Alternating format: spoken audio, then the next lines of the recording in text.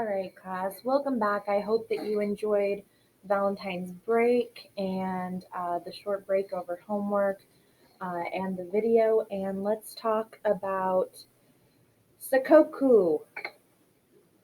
Commodore Matthew Perry, Emperor Meiji, and the Meiji Restoration of Japan. In between there, we're going to hit and highlight some other more important topics. So make sure that you have your notes out. Um, we're going to start with Sakoku, which is the policy of Japan in which they ended any trade, any relations. There was a few between the Dutch and a few other countries, and that was even then extremely limited.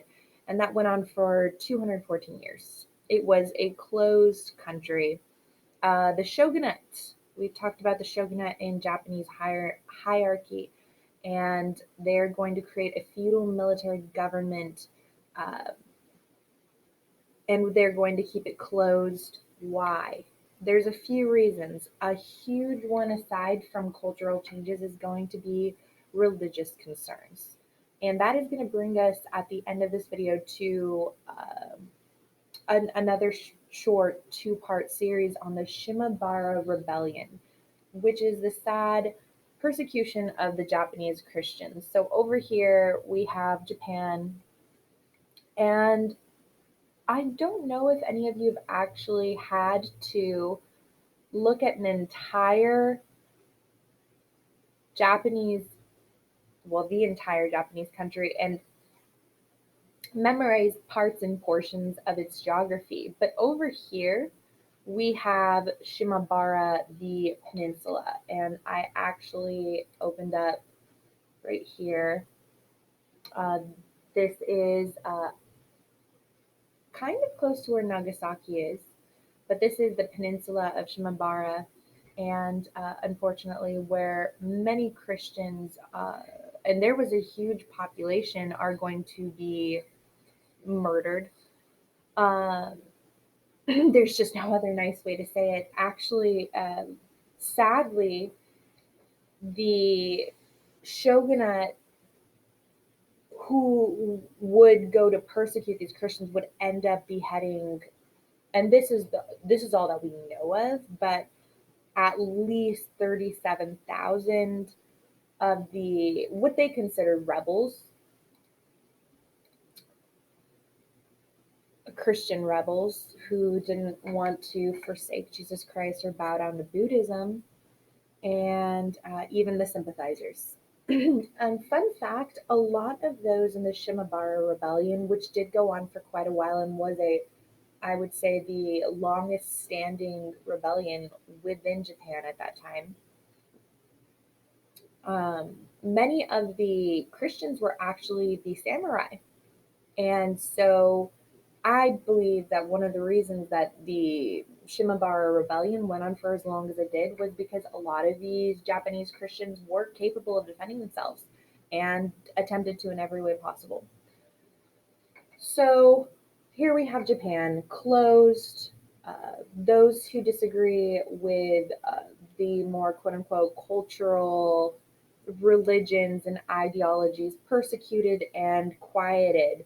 This goes on for 214 years until Colonel Matthew Perry comes, and he's going to bring about this Harris Treaty, which will change Japan forever.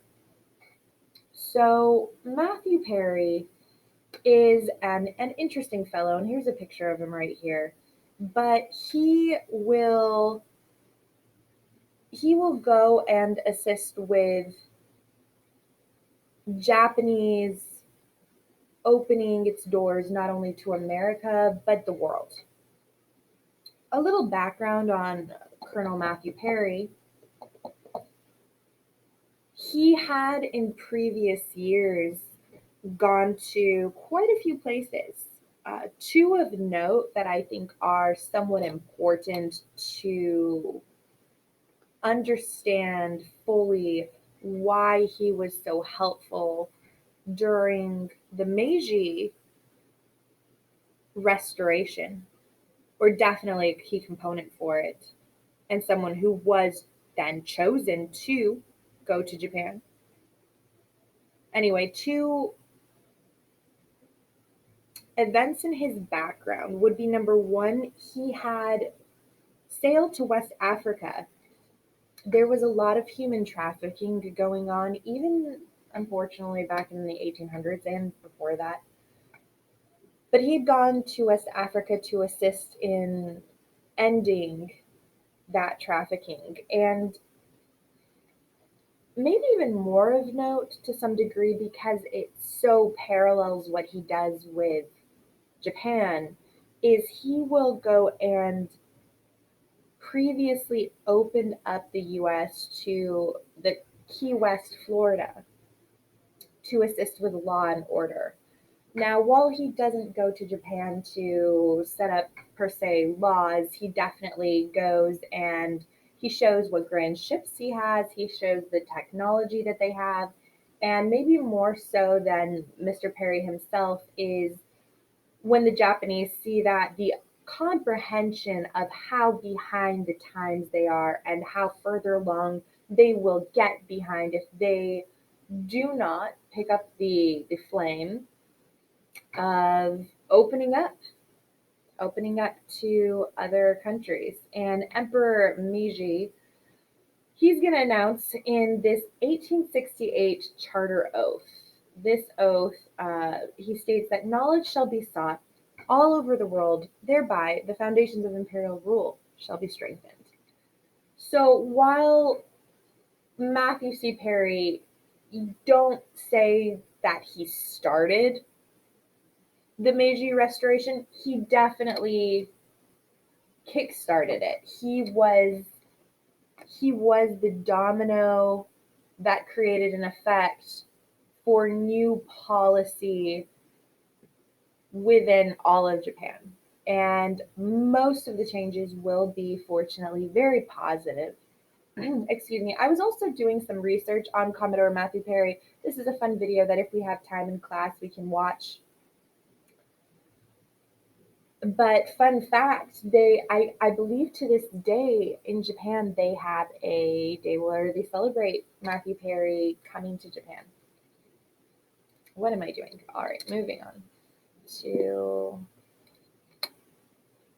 the Meiji Restoration. So this is an event that restored practical imperial rule. Okay, so it's going to have many positive effects, such as accelerate industrialization, practical abilities or rights to Japanese. Some of these will be as simple as universal education being brought to the people, agricultural reform.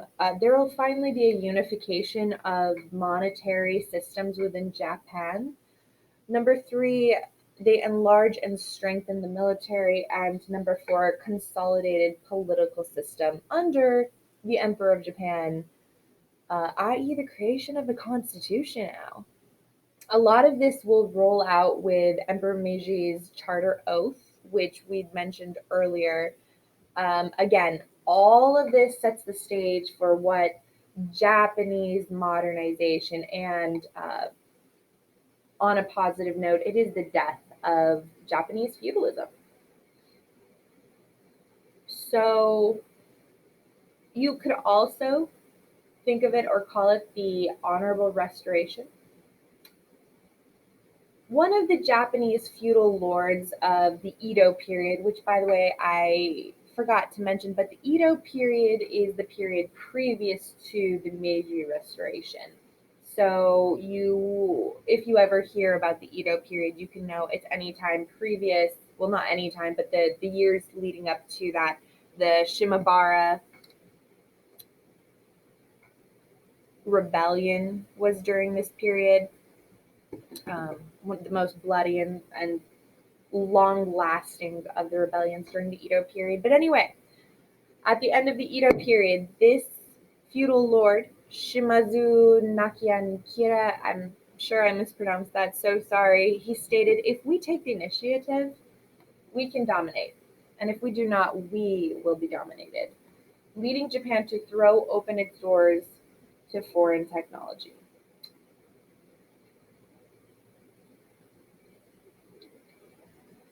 Now, there were some negative aspects of the Meiji Restoration, or maybe I should say more negative, mm, negative or angry or discontent people. And for unfortunately, as noble a class as the samurai was, they had a very hard time. Some of them with getting used to all of the changes that occurred under the Meiji Restoration. Big difference being all of a sudden anybody could, well, defend themselves, have the right to bear arms. And what was once an ancient privilege ends as a feudalistic hierarchy ends, and that's hard for many of them. Some of them most likely had their identity stuck in this elite class that they had. So after the Meiji Restoration occurs, as always with any type of change, there's usually some negative effects to it, and that is going to be the samurai riots and the Satsuma Rebellion. Will actually even turn into civil war and is the last and most serious rebellion, at least in concern to the Meiji Restoration. It will be put down, because and it is bloody and it's very sad because by that time the Japanese army had not only trained in Western tactics but had weapons that, regardless of the samurai talents and gifts with fighting, were no match for, well, uh, the guns and weapons of the West. So there were some samurai, though, that were very content to have their status abolished, and they would actually go on using the elite class that they were already in as a stepping stone to become teachers, gun makers, government officials, and so forth and so on. And to this day, the samurai, while I believe that these are people who, for all rights and respects, truly did have some say in being revered. I think they've been slightly romanticized, not unlike, say, the cowboy of the American West. But we love it, obviously, for the way that I created this. And with that said, that really ends our discussion, our short video over that would be the Sakoku time, the end to relations and trade, as well as Matthew Perry and the Meiji Restoration, as well as the effects of the Meiji Restoration and the effects of, well, some of the samurai in that case. With that said, we're now going to move on to watching a short couple of videos on the Shimabara Rebellion, and then we may get to some